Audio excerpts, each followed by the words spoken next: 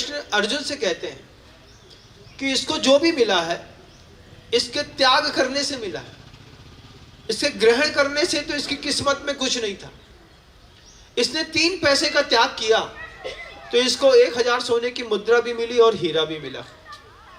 फिर कृष्ण ने अर्जुन को और ब्राह्मण को त्याग की महिमा समझाई। हमको आपको भी जो भी इस दुनिया में मिला है बंधुओं, वो हमारे पुण्य से नहीं मिला। हमने जो छोड़ा है, छोड़ने से जो पुण्य का संचय हुआ है, उसके कारण ही हमको इस पूरे के पूरे संसार में जो कुछ भी सुविधा मिली है और जो कुछ भी दुविधा मिली है, वो सब हमारी कमाई है। दुविधा भी आपकी कमाई है और सुविधा भी आपकी कमाई है। सुख संपत्ति मिली है, सुख मिला है, वैभव मिला है, ये आपने खुद कमाया है। और साथ ही साथ उस वैभव संपन्न परिवार में जो आपको कैंसर की बीमारी मिली है, डायबिटीज की बीमारी मिली है, ब्रेन ट्यूमर की बीमारी मिली है, पैरालिसिस का अटैक मिला है, आपकी आँख फूटी मिली है, आपकी पाचन तंत्र खराब मिला है, आपकी पत्नी आपके फेवर वाली नहीं मिली है, ये भी आपकी कमाई है, ये भी आपने कमाई। कैसे कमाते हैं महाराज? आचार्य भगवान हम सबको वो चीज़ सिखाते थे। मैं आप सबको भी दिखाऊंगा, आप भी देखिएगा। जो 5 विचार हैं व्यक्तिगत जीवन में, उसका आप कैसा इंप्लीमेंट करते हैं देखिए। व्यक्तिगत जीवन में आपकी कुछ पर्सनल लाइफ में आप अहिंसा का कितना प्रयोग करते हैं, हिंसा का कितना प्रयोग करते हैं। पारिवारिक स्तर की बात की होती है, पहले आप अपने ऊपर लीजिएगा कि मैं अपने व्यक्तिगत जीवन में हिंसात्मक या हिंसा का कितना प्रयोग करता हूं।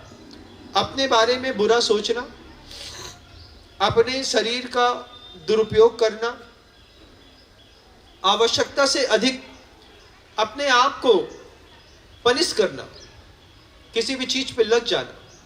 रात को 8:30-9 बजे इच्छा होती है, झपकी आ रही है, नींद है, सो जाएंगे, लेकिन लोभ बुद्धि के कारण ना आप धर्म ध्यान करते हैं, ना सोते हैं। तो आंखों में जो एक अतिरिक्त श्रम हो रहा है, यह अतिरिक्त श्रम भी एक हिंसा है, जिसके लिए जवाबदार आपके घर के लोग नहीं है, आप खुद हैं। रात को 2:30 बजे तक आप जब नेटफ्लिक्स पर कोई पिक्चर देखते हैं, मूवी देखते हैं, तो आपको उससे वायु बनती है। वायु बनने के कारण शरीर में विशेष प्रकार के दर्द पैदा होते हैं। एक कॉन्स्टिपेशन की जो शिकायत होती है, वो भी देर रात तक जगने वाले लोगों के अंदर होती है। अपने साथ हिंसा करके अपने व्यक्तिगत जीवन की हिंसा देखिएगा, जिसके लिए आपके माता पिता जवाबदार नहीं है, आप खुद करते हैं अपने साथ। अपने जीवन में झूठ के प्रयोग देखिएगा। आप हैं कुछ, लेकिन शो ऑफ कुछ और कर रहे हैं। ये शो ऑफ करने के कारण आप खुद को तो पहचानते होंगे अंदर ही अंदर कि भैया हमारे घर की स्थिति ऐसी नहीं है। अभी एक हुआ था, कल एक खाती वाला टैंक में एक महिला मिली हमको। वो महिला बड़ी बड़ी बातें करती थी। इनको ध्यान होगा, जब हम बासल जी की हॉस्पिटल में थे तो उन्होंने एक बड़ी बोली ली थी, और कल वो मिल गई हमको। हमने उनसे कहा कि कुछ नहीं कहा, मैं सिर्फ देख रहा था। अपने आप से झूठ बोलने का परिणाम था। 1,11,00,000 की बोली ली थी उन्होंने।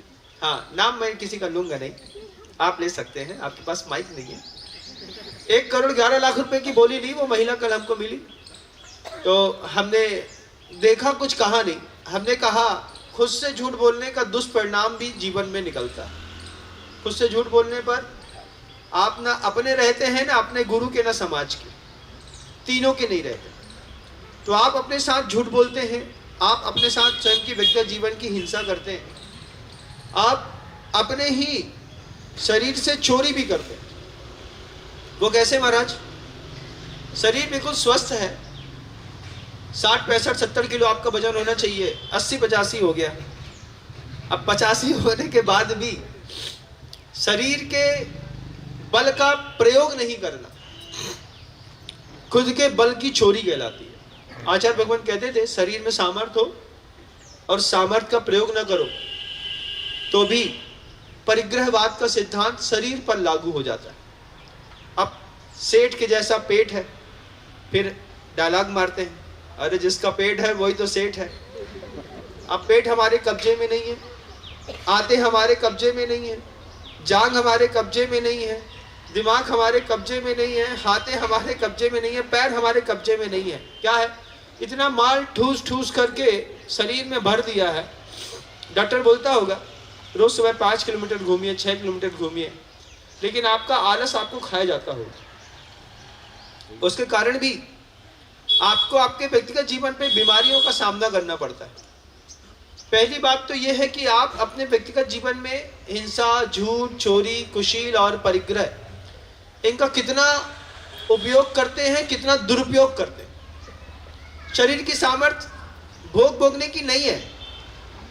फिर आप कोई दवाइयाँ लेते हैं शक्तिवर्धक, शरीर में ऊर्जा के विकास के लिए, वो दवाइयों से शरीर में ऊर्जा पैदा नहीं हो सकती। वो नो कर्म है, कर्म तो आपका अंदर से चल रहा है। आपने दवाइयाँ ले ली, शरीर का उपयोग कर लिया, जब शरीर निढल पड़ता है, उस निढल पड़ते हुए शरीर को, टूटते हुए शरीर को देखना हो तो किसी हॉस्पिटल में जाकर के देखिएगा। जब शक्तिवर्धक दवाइयों के प्रयोग करने पर लीवर और किडनी पूरी तरीके से फेल हो चुकी होती है, लेकिन आप उसका उपयोग करते हो। व्यक्तिगत जीवन में हिंसा, झूठ, चोरी, कुशील और परिग्रह, 5 चीजें। फिर पारिवारिक जीवन में आपकी हिंसा का आपके परिवार पर भी एक प्रभाव पड़ता है। घर के अंदर कोई ऐसा व्यक्ति होगा जो आपसे हमेशा बचना चाहता है। वो कहता है नहीं, पापा के सामने नहीं आना, मम्मी को फेस नहीं करना। आपके होने से आपके फैमिली मेंबर्स में से कौन से फैमिली मेंबर को तकलीफ हो रही है, एक बार आप विचार करके देखिएगा। जब आप घर के अंदर प्रवेश करते हैं तो क्या कोई व्यक्ति भागता है? कोई व्यक्ति आपसे बचता है? कोई व्यक्ति आपसे दूर जाने की कोशिश करता है तो वो आपकी हिंसा से प्रताड़ित है। वो भाग रहा है आपसे इसलिए कि ये बब्बा आ गए हैं, चाचा आ गए हैं, ताऊ आ गए हैं, अब ये हमको परेशान करें। जब भी इनको देख करके हमारी किचकिच किचकिच होगी। तो पारिवारिक जीवन की हिंसा और पारिवारिक जीवन में झूठ के प्रयोग करने पर, जब आप अपनी पत्नी से झूठ बोलते हैं, परिवार के लोगों से झूठ बोलते हैं, अर्थोपार्जन संबंधी, व्यवहार संबंधी या किसी और संबंधी, उस वक्त वो चीज़ देखिएगा कि लगातार झूठ बोलने पर आपका झूठ आज नहीं तो कल पकड़ा जाता है। जब झूठ पकड़ा जाता है उस वक्त आपके फैमिली मेंबर्स आपके साथ रहना नहीं चाहते और रहना उनकी मजबूरी बन जाती है। लेकिन अगर आपको मेरी वीडियो अच्छी लगती है तो प्लीज़ मेरे चैनल को लाइक करें, शेयर करें और सब्सक्राइब करें। Thank you.